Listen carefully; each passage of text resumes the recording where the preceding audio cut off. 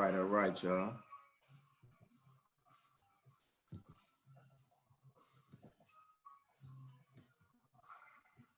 1 second. Starting. All right. Coming back. All right. Peace, family, and thank you all for tuning in. We have our special guest with us today, our brother Abdul Khadir Muhammad from Washington, D.C., Mosque number 4. Before we get into our brother's interview, as usually, you know what we do, we go over the announcements. So I want to go over these announcements and we'll be getting started. So just 1 second. Do some little technical stuff. Right. Okay. All right. So you see who we have today. We have our brother Abdul Khadir Muhammad, and he will be our guest today on I Have a Testimony. We want to talk about, as we always do, why do we do these I Have a Testimonies? Here you see some words by the Honorable Minister Louis Farrakhan, and this is from a letter that the minister wrote to the former president at that time, W. George Bush Jr. And the minister says, I write you from my prison, a prison without bars that has been made for me because of the passion for truth and justice out of which I speak, and the propaganda that makes me appear to be as many as anti-white, anti-Christian, anti-Semitic, anti-gay. None of these names accurately describe who I am. I hope that you will open your heart to what I am writing, notwithstanding the prison from which I'm writing. So this is why we are doing this, brothers and sisters, because we believe that these testimonies that these witness bearers who are going to appear on this show give are helping to free the Honorable Minister Louis Farrakhan from these mental prisons that some people have him in. But we are thankful for the power of social media that we have been able to, that the Honorable Minister Louis Farrakhan is being able to be freed. So I'll go to our next slide. As you see that we've done a survey, and on this survey, 90% of the people said that these testimonies that you're about to watch is coming soon, that the testimonies have helped their faith and helped them as an individual believer. So you taking your time out to watch these testimonies, you're getting a great benefit from it as well, regardless of what your faith tradition may be. And also you see that 90% of the people said that these testimonies have helped them gain a better understanding of the Honorable Minister Louis Farrakhan. And that's what we are striving for, because in having a better understanding of the Honorable Minister Louis Farrakhan, you and I would have a better understanding of ourselves, because the value that we see in the Honorable Minister Louis Farrakhan is only a reflection of the value that Allah God sees in us. Here we see where some people have given testimonies and they're talking about how this testimony helped them. This person says, the testimonies have strengthened me even more in my faith and conviction. And no matter what is going on, I'm following the right man, the Honorable Minister Louis Farrakhan, and the Nation of Islam will live on. Also, they liked how many people who gave the testimonies, that they talked about their own struggles and how they were able to overcome those struggles. And all of us have our struggles. I'm not perfect. You know, the Honorable Minister Louis Farrakhan talked about it recently on July the 4th. But all of us have our struggles, but that doesn't necessarily mean that we are bad people. It just means that we have some things that we have to work on. And we go forward here. So if you have the opportunity, we highly encourage you, brothers and sisters, to subscribe to our YouTube page, which is at Mosque number 46. And follow us on our Instagram pages at Mosque46__46. There on the YouTube page, you can have access to our playlist that we're putting together, which is titled Farrakhan is not an anti-Semite, right? And it has all of the minister's words where he's talking about the stuff that the media doesn't put on because they want to keep people deaf, dumb, and blind. Also, we're in the process of building up a playlist dealing with the whole Malcolm X controversy. So you have access to all of this, and we're constantly uploading material and content on our YouTube page. So make sure you sign up for that as well. If you have anybody in your family who have been impacted by COVID or just need prayer, please submit their names, your names to us so we can add them to our prayer group so we can extend some prayers on their behalf. And we're in the process of trying to pay off our mortgage. We're trying to do a debt elimination of our mortgage.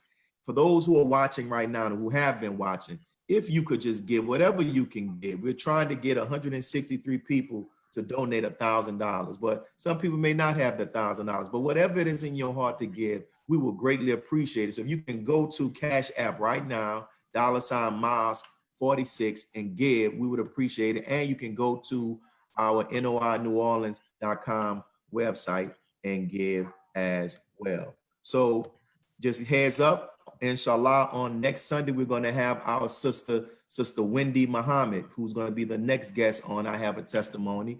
And then we have a special edition on this coming Tuesday with our General Counsel, Brother Abdul Arif Muhammad. We had a special, this will be this coming Tuesday at 7:30. So make sure that you tuned in. But today, the man of the hour, by Allah's grace, our brother, a hardworking soldier, an inspiration to me, is our brother. We have Brother Abdul Khadir Muhammad. And let me get ready to get our brother on. And we'll be starting shortly. Go.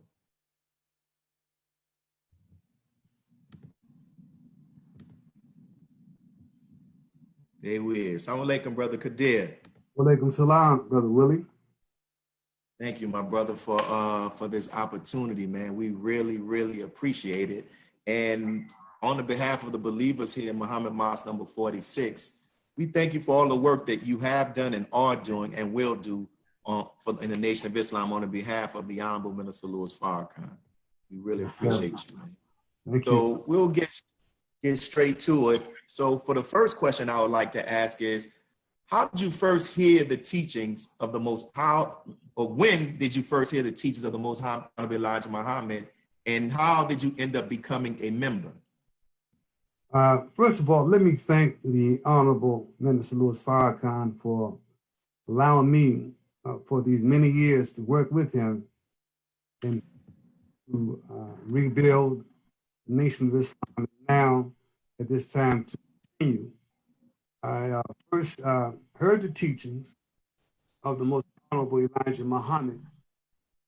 I was 16 years old in the city of Plainfield, New Jersey.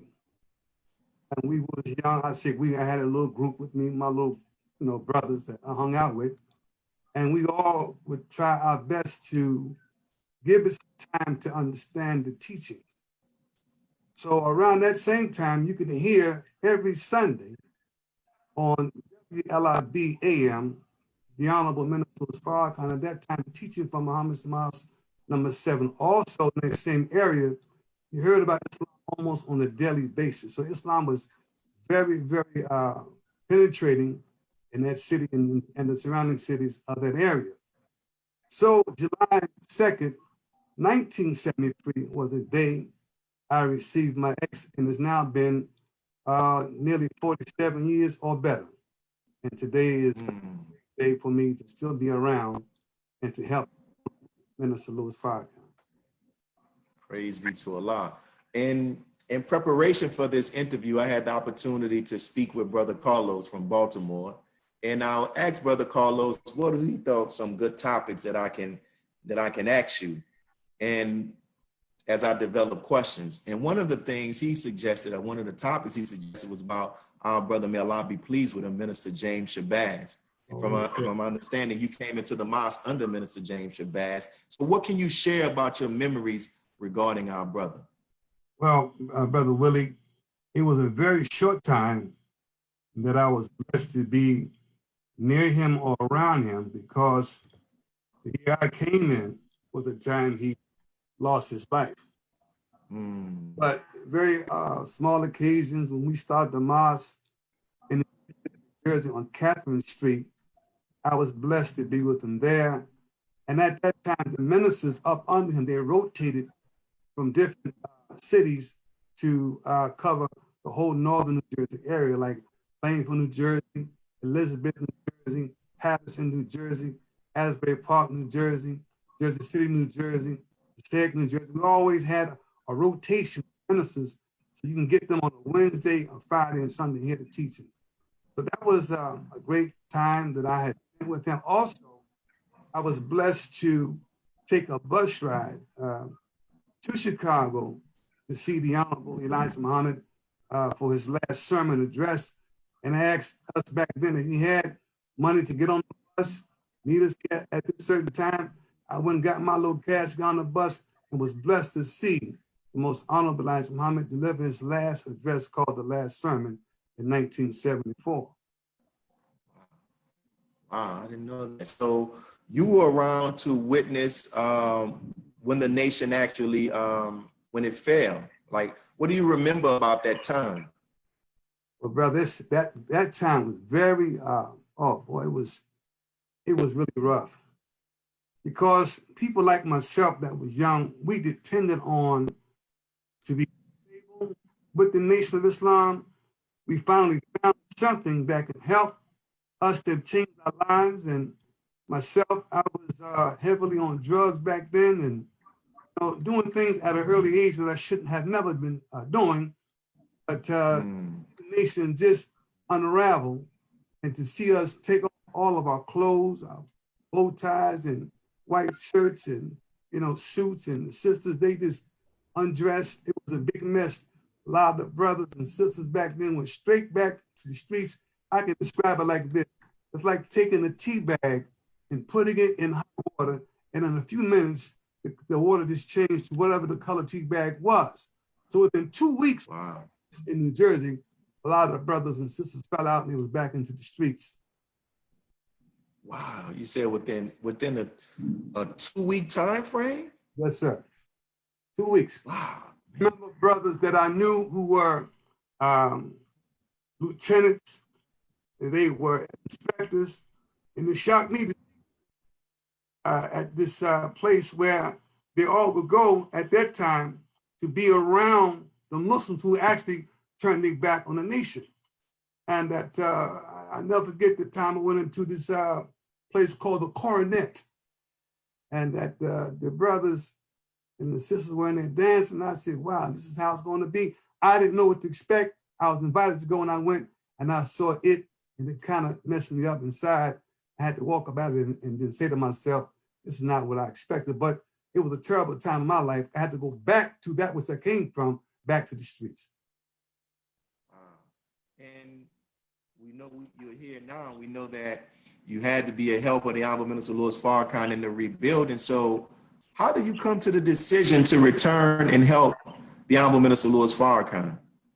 I had done a little time in jail, a little prison time, a little small amount of time. That allowed me to get settled again and to find myself. And when I came home, I was trying to be with the Sunnis, Bilalians, and all that stuff. Tried to wear a little beard, but it didn't work out too good.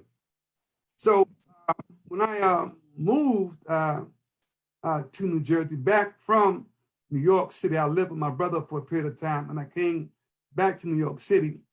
I had moved to East Orange, New Jersey, and I got a call from my brother. He said to me, brother, the Nation of Islam is back. And I asked him, what do you mean by that? He said, the brothers wear the bow ties and the white shirts. I asked him, where was the meeting being held? He gave me the address, and believe it or not, it was back in Plainfield, New Jersey, where I started at, but it was at Minister Abdul Kareem Muhammad's house. At that time, Brother Linwood, ex. So we went there, and I went there, and we began to formulate up under him what was needed to make a study group starting in East Orange, New Jersey, because at that time I had to catch a train to get there. I didn't have no car. So he gave me the wherewithal on how to make this happen, get set up. And the idea was, as I was told by, at that time, Brother Bernard Kushmir, we met, we talked along with the minister. And at the same time, they both gave me instructions on how to start the group. And these are very, very simple steps. I was told to go find one just like yourself. About it, just like myself. And at that time, my name was Brother Anthony. So believe it or not, I found a brother named Anthony. You know, come inside, get off the streets.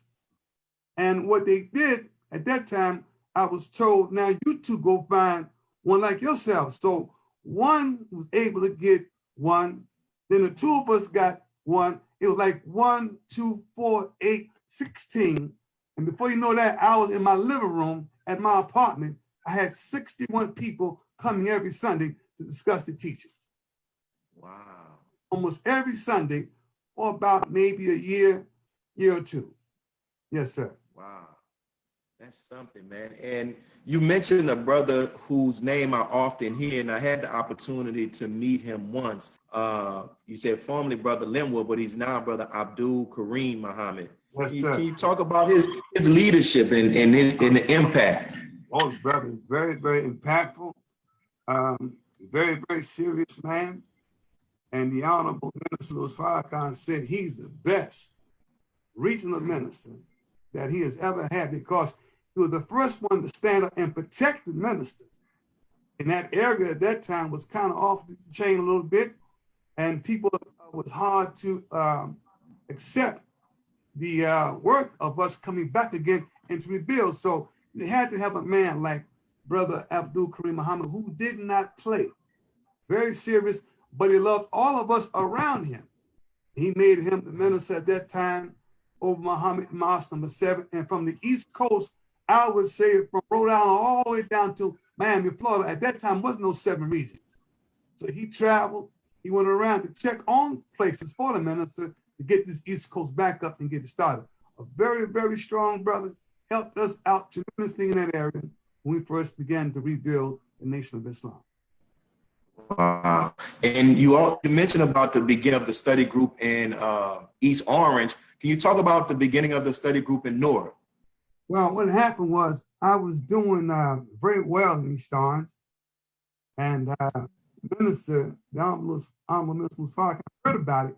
He said, brother, go to Newark and take the place of the brother there and bring your group and meet with them and to get us moving up off the ground a lot better. And I did that. And it happened. We just kept growing. We met at the Hawthorne Avenue YMCA. We met, I would say, met on Broad Street at the Griffith building, big, huge building, but inside of the place was just a few of us. We had a spot on Rutgers Law Campus and the classroom, and that really helped out a lot. It was called the address, I called it 101 Washington Street. It's not there anymore because they renovated the area. And also we had places on 863 Broad Street. And believe it or not, we had a spot where there were 3 floors. And we just kept on growing and growing until we was able to get a place around the corner at 263 Halsey Street, and then around that corner at 312 Washington Street. That's where we had, at that time, our largest group growing to help the Honorable Minister Louis Farrakhan. But back to the beginning in Newark, New Jersey, we had to go to New York City whenever Brother Minister Abdul Kareem Muhammad called us to come over. We went to the South at the Parkside Plaza, I think it was a hotel or Parkside Plaza room, but we had to travel, pack up in about maybe 8 cars and drive over there and sit with him in the meetings and come back home to our homes. And at that time, he had got a mosque in Brooklyn, New York, that was on Eastern Parkway and Flatbush Avenue. Believe me, we had to catch the trains, we had to catch the buses, catch the train to the World Trade Center, get off that train and take it right into Brooklyn. It was a lot of traveling, but we brought with us people. Now, at one point, I decided to get a bus. And we brought a bus and 11 cars. And we packed that mosque in Brooklyn. And at that time, the minister told me, the Honorable Minister Farrakhan said, brother, you earned your right stay in Newark, New Jersey. Do not come over here anymore and help me establish that mosque right there in Newark, New Jersey. And that was at that time because we worked hard as we could to help him, Brother Abdul Kareem Muhammad, to get New York City up off the ground. All praise. Wow. Definitely all praises due to Allah. I remember coming to laborers meetings, and as they would acknowledge different ministers and different people for their work and for what their city was doing, they would always call you up and stand you in front and talk about just the work that you were doing. And you just talked about how the Honorable Minister Louis Farrakhan saw it as well. Like, what's the secret to your success? Like, what has been the formula that you've been using that has made you so successful that you can help build up the region that you've been over and even the cities you've been over like that? Well, the key words are hear and obey. That's it. No questions. Get it and get back home and go to work. We used to call it, like Brother Abdul Rahman told me, Allah be pleased, when he said, brother, get on the airplane and push it back, because you want to get it and keep it while it's hot. The minute you slow down or we slow down, it loses its potency and it kind of like slows you down. But when you get back, you got to try to reignite the fire all over again, get it started. So what we did, we kept working as hard as we can, my staff, to get back and make this thing work and keep it going. But at the same time, I took notes. I didn't ask a lot of questions. It was given to us just to follow the instructions and do what we can. We call it working up and beyond the call of duty. Our call of duty, the bottom basis of doing good. That's just the platform. But above that, there's more room to make more efforts and make more gains and make more strides. So you always found us with my group working, all hands on deck. We call that all the time. You had to come and help out. If not, then you was classified as being another part of another group. Then not with us. We worked all the time. And thank you for those words and for that guidance. Another thing that Brother Carlos suggested that I asked about is the 1981 Savior's Day. So what do you remember about that?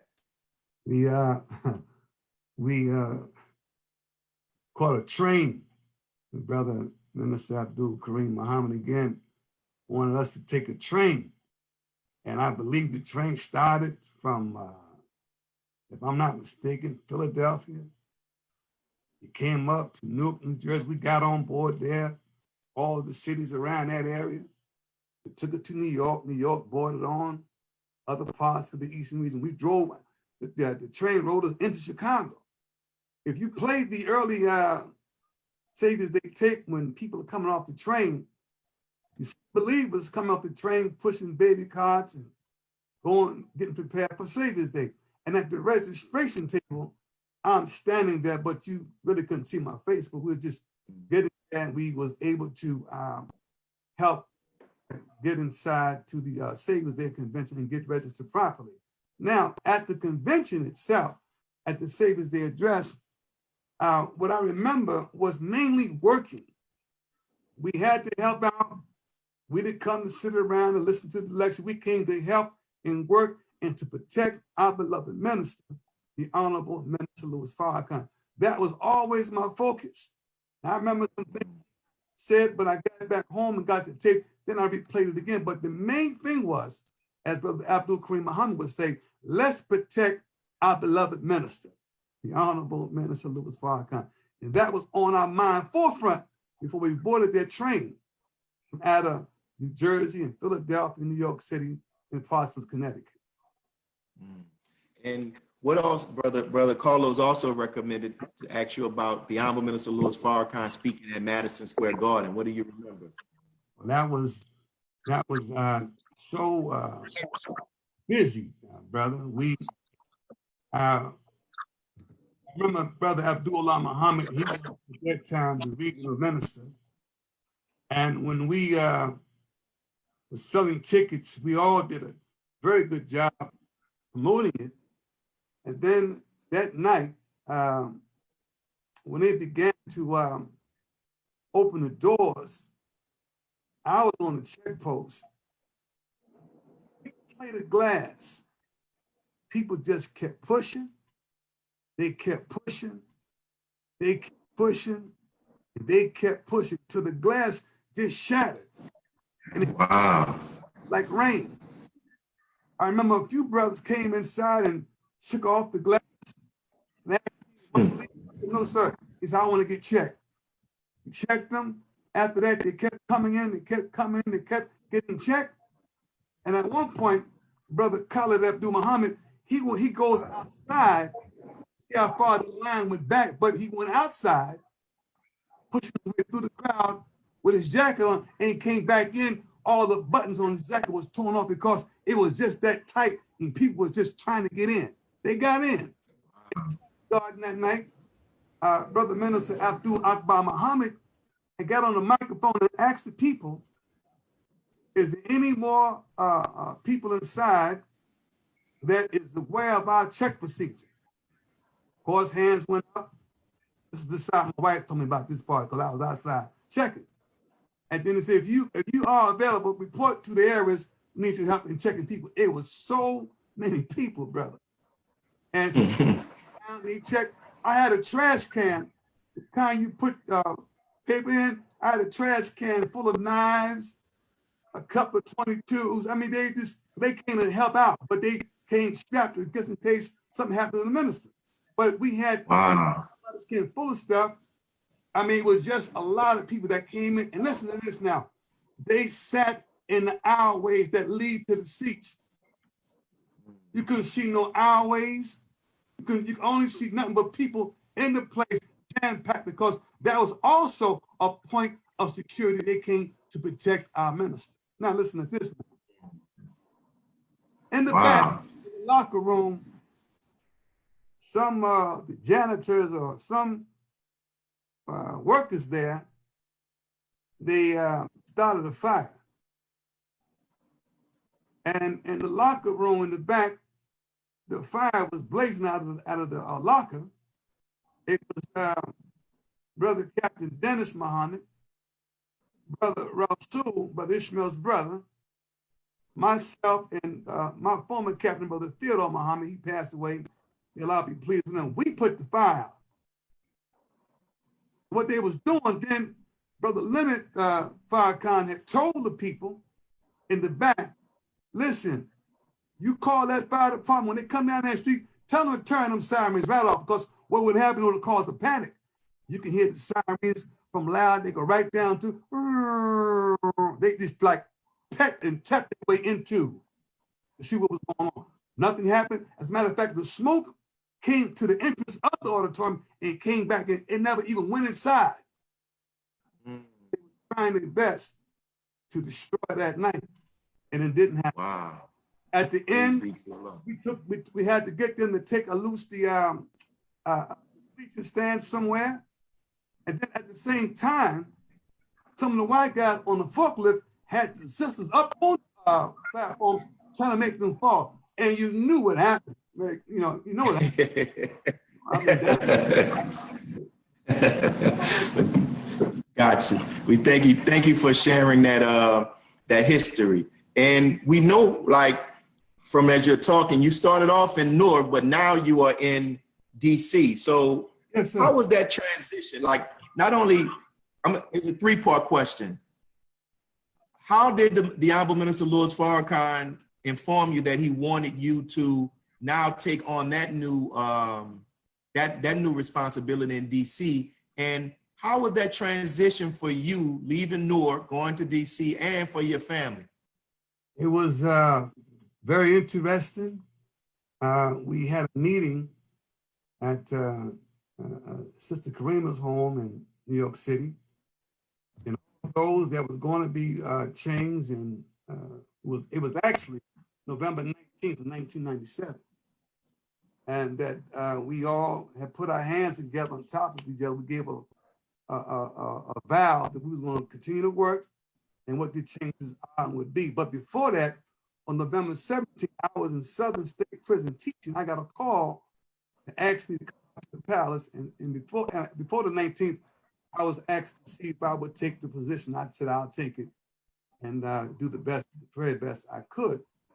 Then the 19th came, we came together and we made our vow. Now that night of the 19th, we was in a school Brother Ben Chavez spoke, Brother Conrad spoke, and somebody else spoke, but I didn't. I wasn't allowed to speak. I sat back and just, yes, sir, listen, I ain't got to say nothing.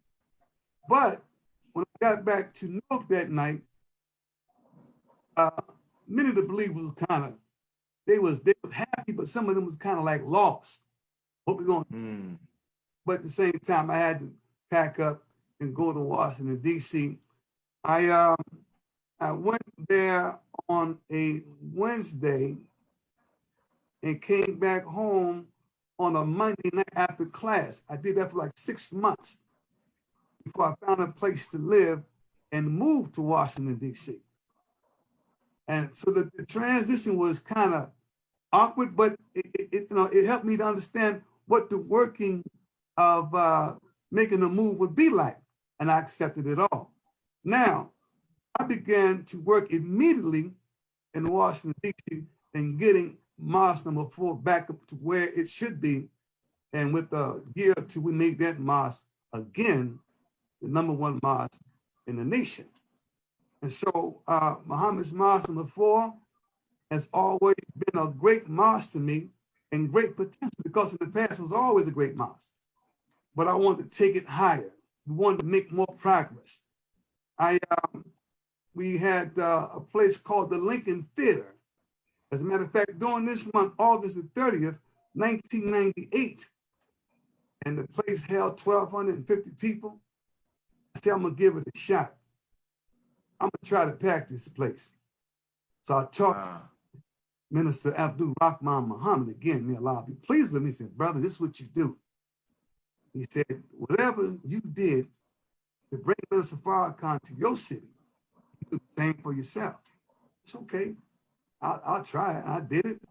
It's when you come out, greet the people, you speak that day, come out with a white suit on, and go to the right side of the awesome and bow, and go to the left side and back. It all worked. The place, we brought buses throughout the city, bringing Black folks to their meeting. We had a nice meeting, and we attracted also the politicians. It was called, the topic I taught on that day was the need for right leadership, and people poured out. So that was the beginning of a great step for me in the city. But however, after that, you get used to doing work. So therefore, at that time, the exchange for me to get used to the believers and the believers used to me, it kind of made its own shifts in terms of trying to get together to learn how each of us work together. And that was a part of my own development and growing. And right now we're doing a whole lot better, but at the same time, these are the chances you're going to have to take to make a mosque better, but you just can't stop. Again, you have to obey the minister, obey the executive council, obey his national officials. If you don't do that, you out of luck with on your own. That's part of my history with that. And there's many more things that took place. The Million Family March, the Millions More Movement, 10-10-15, all of that was initially kind of like set up and put in my hands, along with our protocol director here in Washington, D.C., Sister Brenda Muhammad. We had to go to these meetings and just keep making things happen, because they, Chicago, the national laborers there, were actually asking us to get it started and get it going, and we did just that. Took a lot of we had to get it done. So if you're a worker, it's going to stand out. You can't be lazy and expect to make progress. What you mentioned the 10-10-15, the Millions More movement, those marches, and you were there.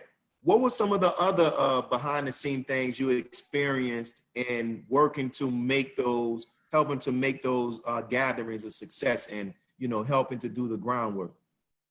Well, we had to, there's some things I can share, and I think there's some things I will not share, but yes, sir.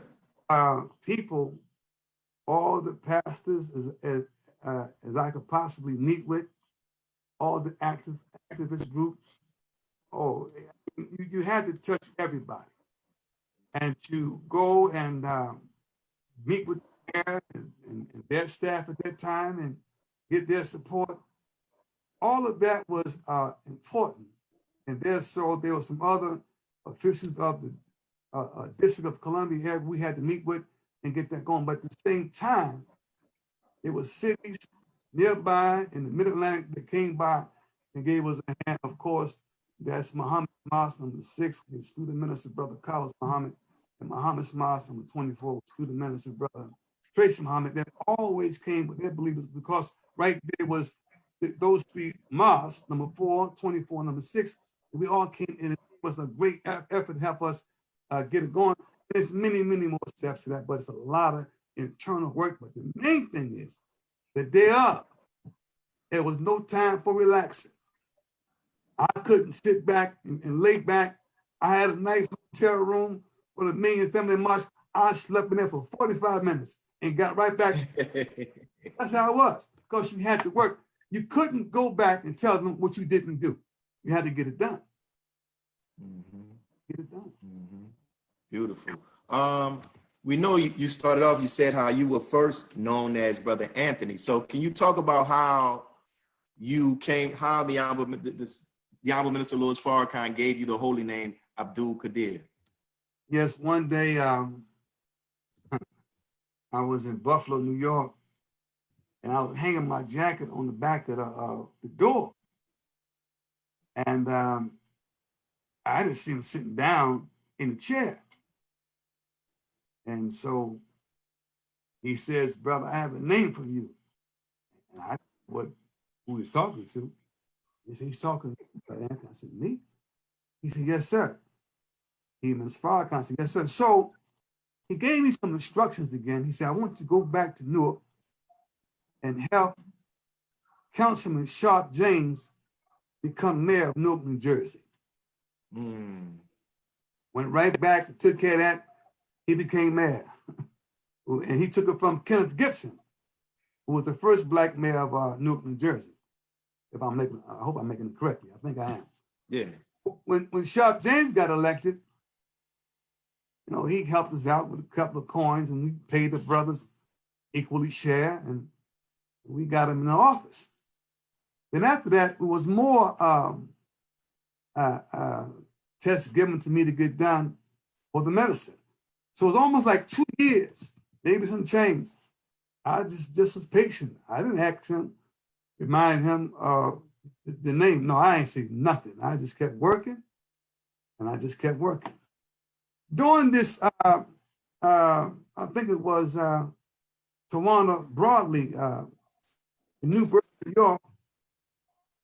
I don't think I think I have my name then, maybe not. But anyway, we drove back from Newburgh, New York to go to Mosque number 7. I got word, no, you go back to Newark. And everybody, all the ministers, they going to enjoy themselves with the minister. I had to go back to Newark. I didn't know why. He said, when you get done teaching, bring your report over to New York, and I'd like to meet with you. And at that time, brother, our attendance back then was nice. We had about, on Sundays, 500 people coming out on Sundays. Number 2 port was off to hook. You know, we had obligatory charity. It was nice. So he said, this is why I sent you back. Your city is like an anchor for our nation. In other words, kind of like dependent on us, plus with other strong cities in the nation. So it was February, the day after Savior's Day, 1988. We're inside the Final Call building. And he was talking, and you know, me, I'm just sitting there. And I believe he asked me to come up. And he didn't say my name. He didn't say Brother Anthony.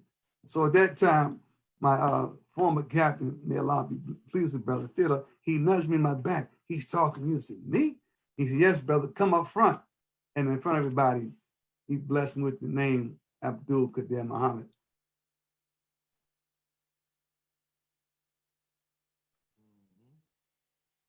Go ahead, take your time, brother. It's all right, but to get that from him, I wasn't expecting it. It was a mind blower. And then the name itself, I never heard of that name before. I heard the ones everybody try to change the name of and call it Khadir. There's no such thing as Khadir, or they call the Holy Quran Quran. And he said, Khadir, gave me the way to spell it. K-H. I thought it was the one that spelled Q-A-A-D-I-R. I know he said, no, yours is K-H-A-D-I-R. And he had to find that in the Holy Quran in Surah 18, chapter 18. But that was a blessed day, and I always will remember that day. And Khadir mean, what's the meaning of Khadir? Well, Khadir, I mean, he gave it to me. He did a tape one time. I had a barber shop. I used to cut hair a lot. And he made a tape about one who was able. He was talking about Khadir. I don't know which Khadir he's talking about. Could be somebody else. And then he said Jesus was not a carpenter. And then he said Jesus was not a barber. I was confused.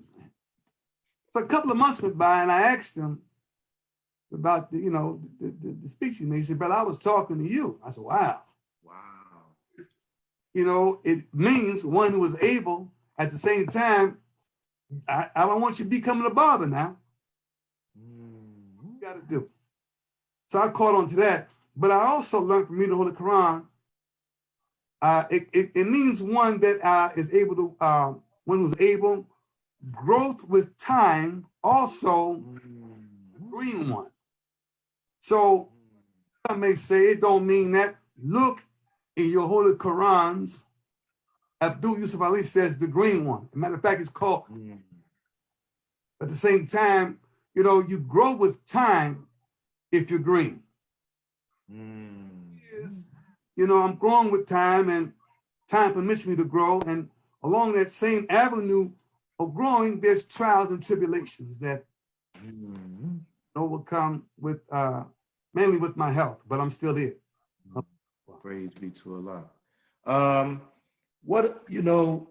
Have you ever, you talk about help and stuff like that, have you ever personally witnessed the Honorable Minister healing power that have allowed the Honorable Minister Louis Farrakhan to heal someone, or someone healed from the guidance of the Honorable Minister Louis Farrakhan? If so, can you share?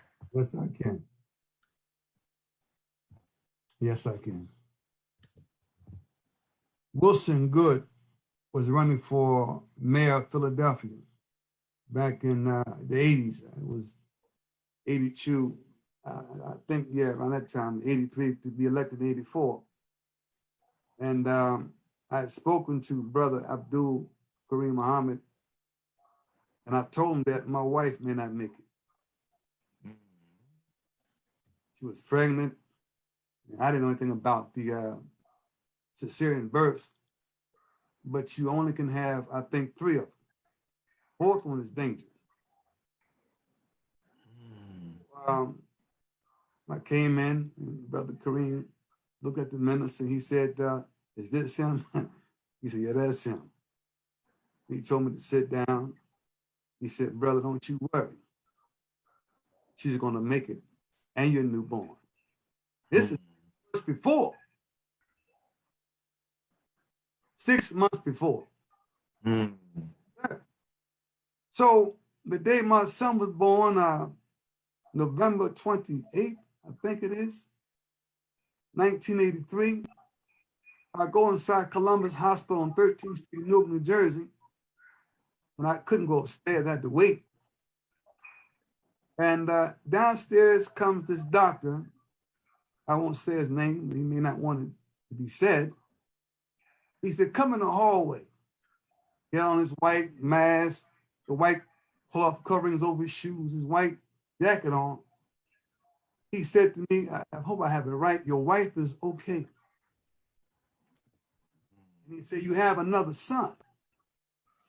He said, but who do you know? Wow. Somebody prayed for your wife, prayed for you, prayed for your son. Then he said, something came through my hands. Wow. He said, it took me and another doctor to put your wife back together again. He said, you know, they prayed for you.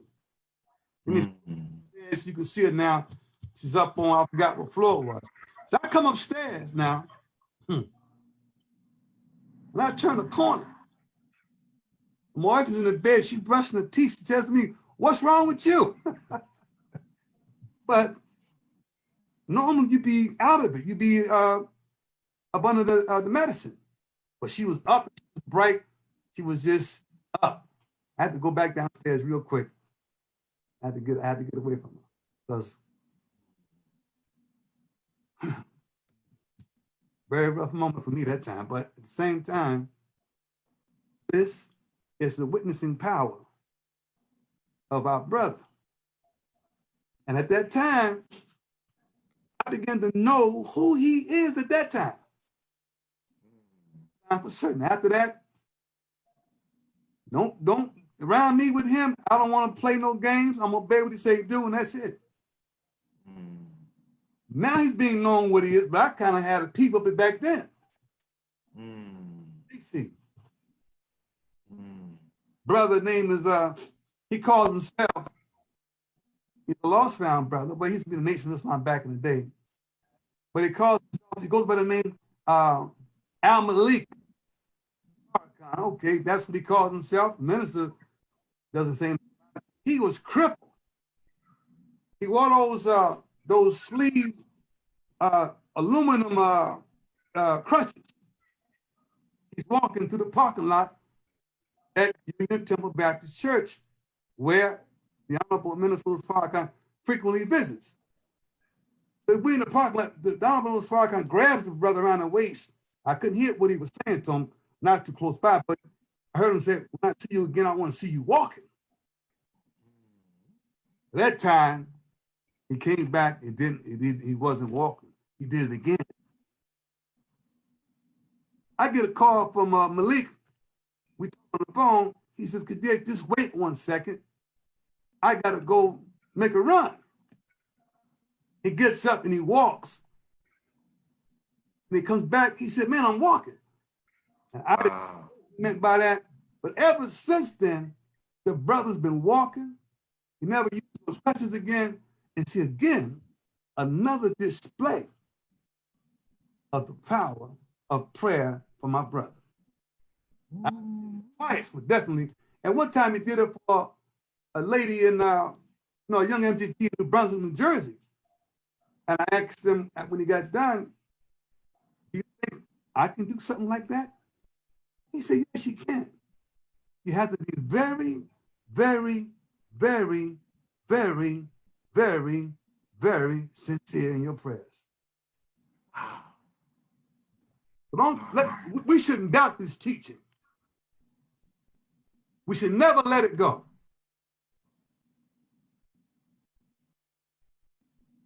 What you mentioned, you said, and thank you for those testimonies, because those are the type of things that we have to get on record. And you are eyewitness, and you saw that, so you bearing witness, and you are a man of character.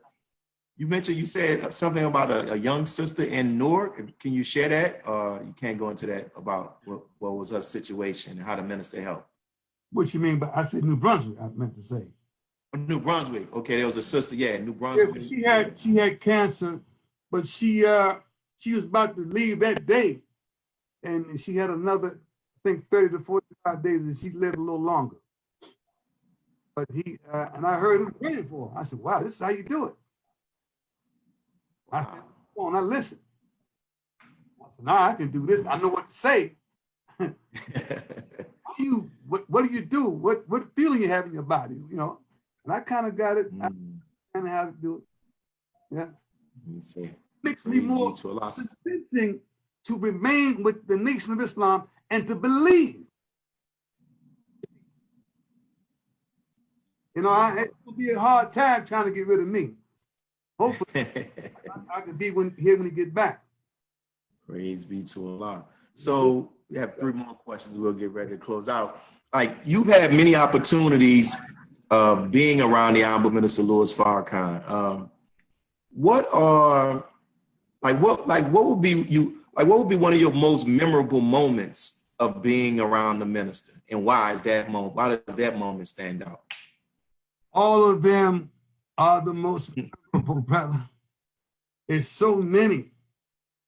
that I can talk about is so many. From the day I met him in DC, we drove from New Jersey down to DC, pick him up back in 1979. I'm in the car with him. I'm like, wow, you know, we talking about the little group in East Stars at that time, gave me pointers on how to keep it going. Oh, we received the award in Los Angeles that time, having the best mosque in the nation. That was a very touching moment. And he gave the captain at that time, he knew me, Brother Majid, his name. And then again, we are working with him for many times in many places right here in Washington, D.C., that we witnessed him giving us instructions very, very well. We brought the mosque. We began to purchase it. He says, brother, I want you to get the believers out of this mosque on Kenilworth Avenue and get them a better place. Yes, sir. I looked around and found a place. We found the spot we have right now. To get the place, I said, we don't want that spot right there. So I had, at that time, a tea party. If any sisters listening, we had a tea party. You bought your own tea bag, Tetley tea bag, Lipton tea bag, peppermint tea bag, green tea. But the catch was, in order to take part of this effort, you had to give $1,000 for a cup of tea. And that night at a brother's house, we had 23 people there. I left out there with $23,000. Wow. Following Wednesday, did the same thing. And then he got word, the minister got word about it. He said, what you doing, brother? He said, I like that. I'm going to send some. We got the church to be our mosque. This pastor said, no, he got it. I said, no, brother. I put it in my pocket. Here's the deed. Here's the paperwork right here in my hand. He said, wow, how did you do that? I obeyed what the Honorable Minister Louis Farrakhan said for me to do. Every time you obey him, guess what's attached to it? The blessings of Master Fard Muhammad, the blessings of the most honorable Elijah Muhammad, like right now. They both are alive, but they're waiting for us to help the minister out. They're waiting for us to get busy. We have to work hard as we can to get this back up. So the Bible talks about 7,000 in the book of Kings and Romans 7,000 knees that did not bend. Which means they didn't bend to bow, B-A-A-L, because we are supposed to eat right every day, pray 5 times a day. All the requirements means that we didn't bend to Satan's ways. How many of us today are trying to do that? Eat 1 meal a day, you know, and refrain from, you know, watch out, Khadir, a little word you say every now and then. You got to get it right because, see, we have to stand strong for him. And if we don't, then we know that at any invitation of Satan, his desires can pull us away from that part. He needs to have, again, another military in the nation of Islam. Brothers that will, obedience is inside the military. Both brother and sister side. Yes, sir. Beautiful, beautiful. I want you to think about this. You know, as you talked about how the Honorable Minister Louis Farrakhan is such a beautiful human being who positively impacts, you know, nearly everybody who's able to be in his presence, even if they're just touched, even if they're not in his presence physically, just the word that reaches them. He's a man of many great qualities by Allah's grace. What are 3 qualities that the minister possesses that stands out to you? And have there been some times where you've seen him demonstrate those qualities? Yes, yes. One day I was with him in Durham, North Carolina, just him and I in the room. And I said to him, I said, Brother Minister, I just came to help. He said, so did I. Let's keep working. That's the sign of humility.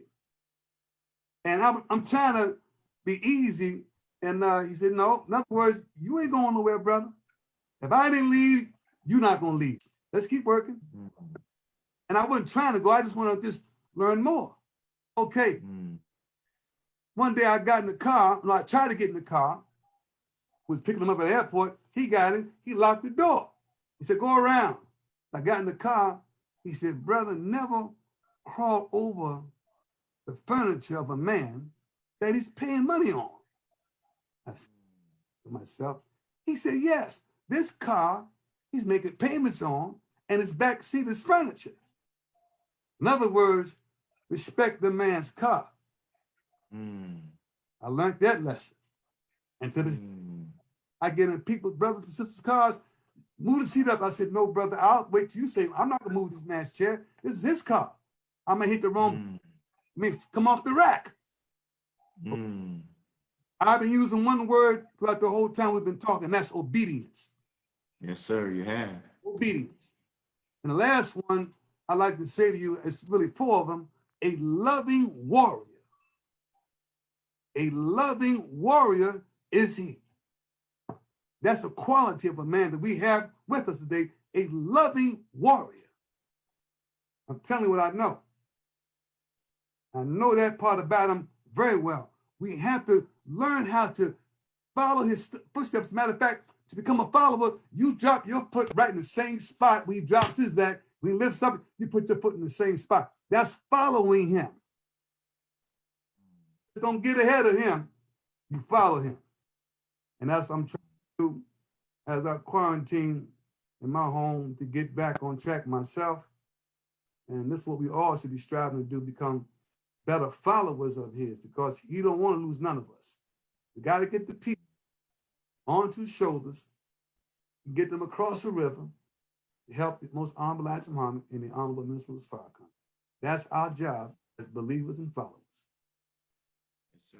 And in closing, because we hit all of the questions and thoroughly enjoyed your testimony, was there any question I didn't ask? Was there anything else that you want to share that I didn't get a chance to bring out? You didn't get a chance to bring out because I didn't ask the question. If so, you have this moment right now. Yeah, I'm very thankful that you would have me come on.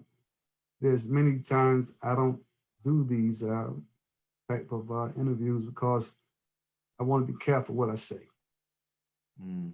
So Lord, that I ain't say anything to throw us off. And I want to be able to continue to help our beloved ministers. We all should strive to do that and live right, brothers and sisters. Don't, when he makes his move to go to the Father, we can't have boyfriends, sisters. Brothers, we can't have girlfriends. There's no smoking of any sort. There's no drinking of any type of drink that will make you feel better. We didn't do that when he was here.